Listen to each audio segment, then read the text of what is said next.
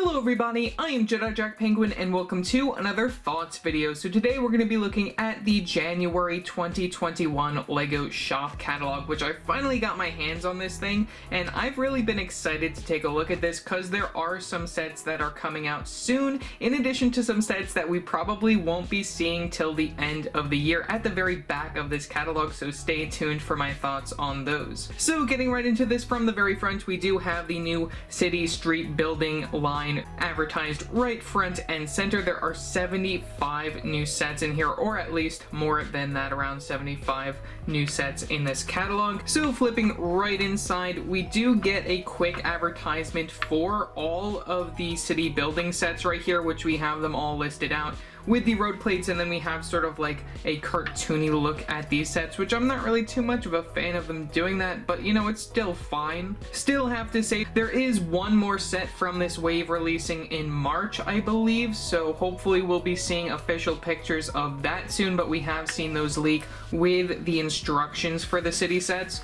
And then from this side, we also do get a list of all the themes that you can see in this catalog. So flipping right in, we have some more city sets. We have the new road plates for $20. Not too sure if that is a good price for that. I might buy that just to see what these are like, but I'm not sure I'm going to be getting any of them, even though there are some that I am interested in.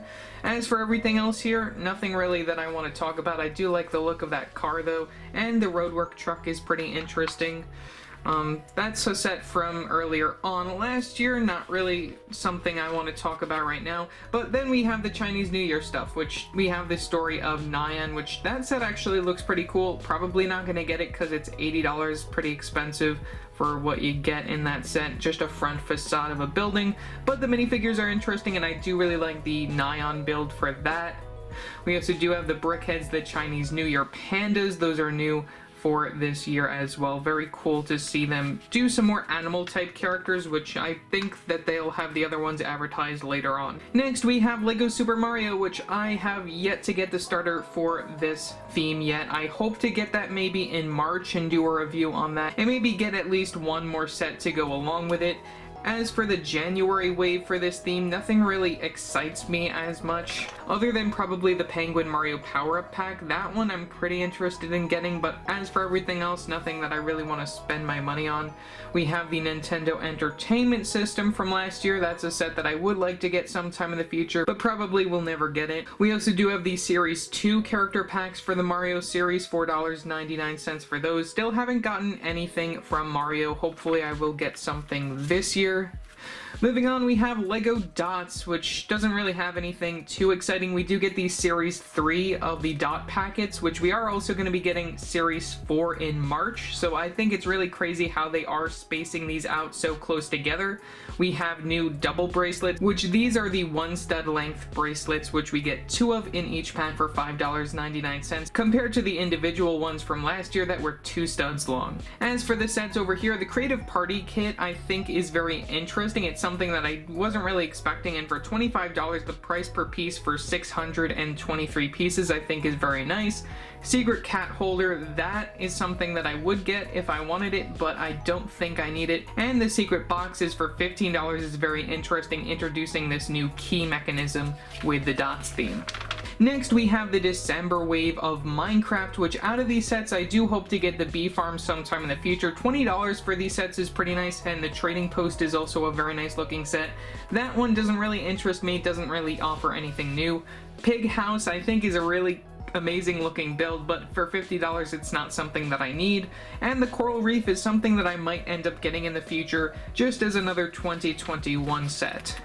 Next, we have Lego Friends. We have the Heart Lake City Park, which I believe this is supposed to be a retail exclusive. And we also have the introduction of the Kid doll characters, which I think is also very interesting, only seeing them previously in the advent calendar from last year, so very nice that we are getting them in a few different sets. We also do get a movie theater and Andrea's family house. Those are also some pretty interesting looking builds, but nothing really too exciting that I want. Moving on from there, we have some more Lego Friends. We also do have these cubes, which these aren't releasing until March, I think. I'm not really too sure because Lego.com does not have those for sale, and I don't think I saw them while I was at the Lego store, so don't know what's happening with that. And we also do have just some other sets. These two, I believe, are also retail exclusives from, I think, Target or something like that. Next, we have Lego Disney, which we have a few new sets for that. Bruni the Salamander, that I just think is such an adorable looking build. Cinderella's Royal Carriage, I think, is also a very nice looking build. Don't care for the mini dolls. We get another one of those book gimmick things and another 4+ set. Nothing too exciting. Though, talking about something that I am interested in, we have the Raya and the Last Dragon sets, which we actually got sort of official pictures of very recently. I'm really surprised that those aren't featured in this catalog, considering something else is featured, which I'll talk more about that towards the end of the video, so look forward to that. Moving on, we have Lego Ninjago. We have the Legacy line for January. We have the Boulder Blaster, which I should have a review up for very soon. X1 Ninja Charger, which is one that I don't care about. Zane's Titan Mech Battle is an interesting set. You know, I actually just started rewatching Ninjago, so this set is actually one that I've been eyeing recently, but I don't think it's something I'll buy for $60. And the Tournament of Elements has to be probably one of the best sets of the wave right there, with a very nice minifigure selection.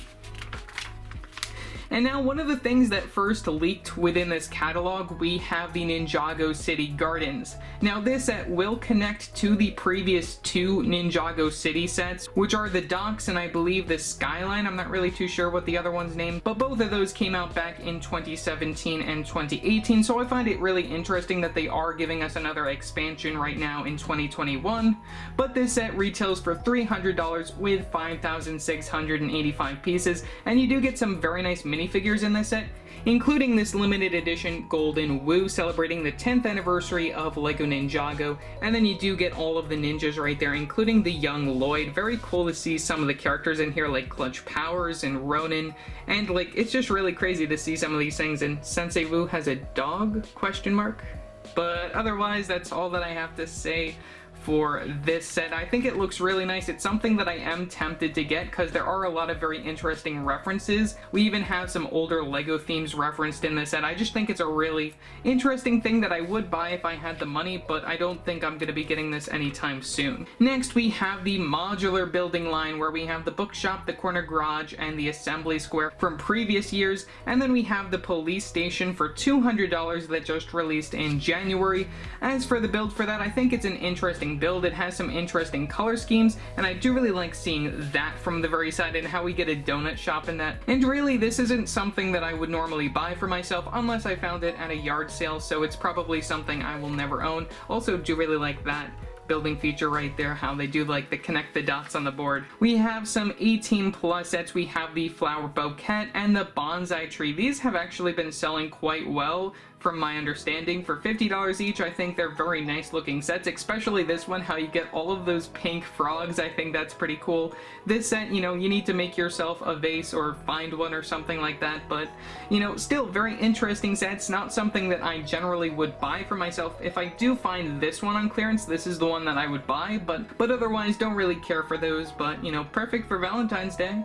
On the next page, we have the Colosseum, which is currently the biggest piece count Lego set in existence with 9,036 pieces, retails for $550 in the US. Now, what I have to say about this set is I really love how they did keep it like accurate to the source material, especially when it comes to some of the columns being represented in this set. I just think that Lego did such a great job following the source material, and especially the interior of this is really well done. Though, as you know, I'm not really too much of a micro scale fan, so I don't think I'm ever gonna get this set.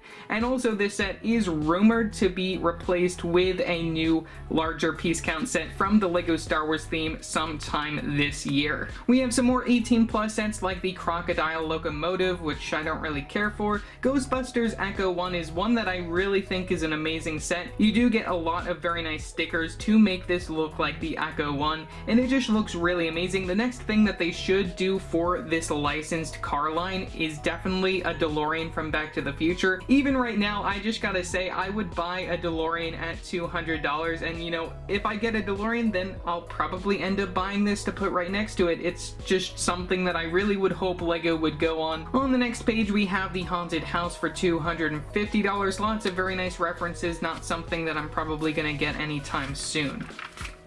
Of course, we have to have a very nice big advertisement for Diagon Alley, the most recent D2C from the Harry Potter line. $400, very amazing set. If you haven't already, check out my 2020 LEGO Harry Potter collection video where I showcase this set along with everything else that released from the LEGO Harry Potter theme last year in 2020.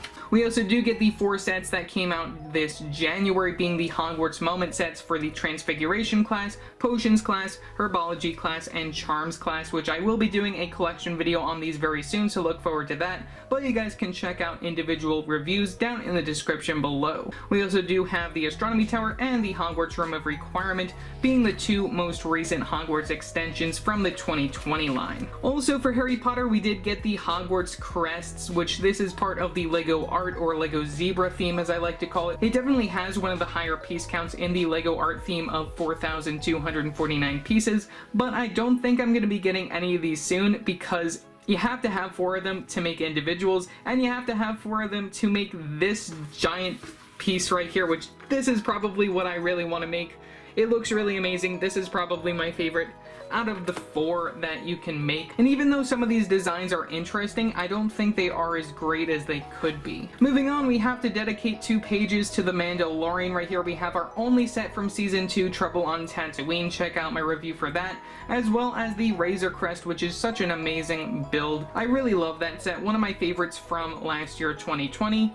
We also have the buildable child right there for $80, something that I might pick up sometime in the future, don't really know.